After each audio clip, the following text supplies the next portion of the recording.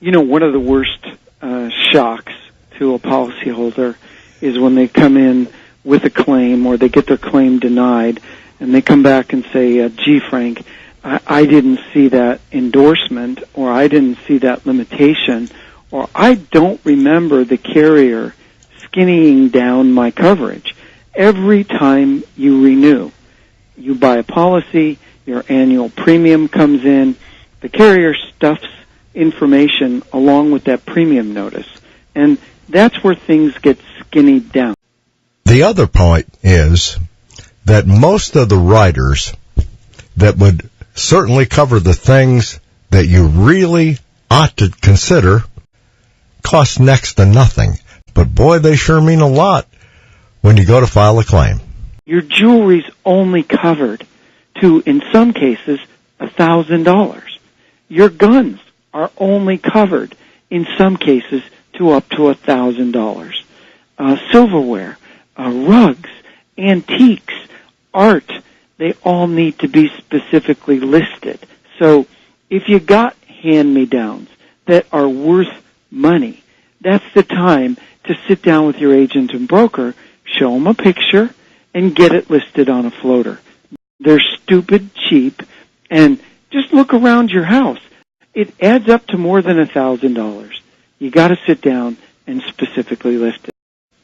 The other thing is that if you have jewelry or collectibles or a car, let's say you've got a 1966 Mustang, have that appraised by somebody that knows the value, and have it reduced in writing and have it stored someplace.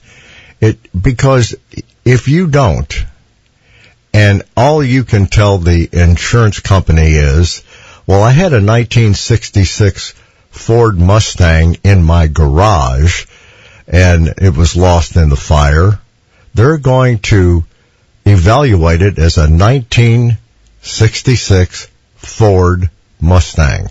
You get about $200 for it, you see. It's important to have pictures, especially if it's in mint condition, and evaluated by somebody that knows what it would bring if you were to sell it. And that holds true with jewelry or any collectible. It could be a stamp. Or you've got that sentimental piece of jewelry. Those are the pictures that are important. Appraisals are super, super cheap. It documents exactly what you have.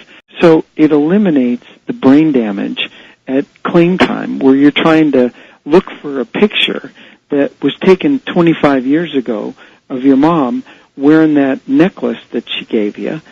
How often should you have a piece of jewelry updated in terms of an evaluation?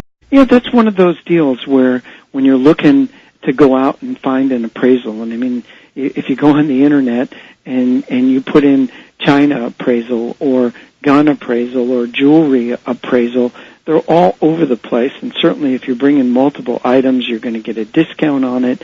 If I had pearls that were adequately appraised 20 years ago, you bet they're worth more money today. Same thing with gold. I mean, if we had something appraised 6 years ago, gold was $300. Today it's $1,500. So we're going to be able to see that progression. But most people, Gary, don't have the appraisal. They don't have the appraisal. And then it's trying to negotiate with the carrier. And remember, they didn't become a billion-dollar corporation by being stupid. They got to be a billion-dollar corporation by charging premiums and hoping that people aren't going to have the claim documentation, or if they do, that they're going to beat them up, wear them out, and then starve them out. It's all about the documentation and making sure that you're getting value for that premium dollar.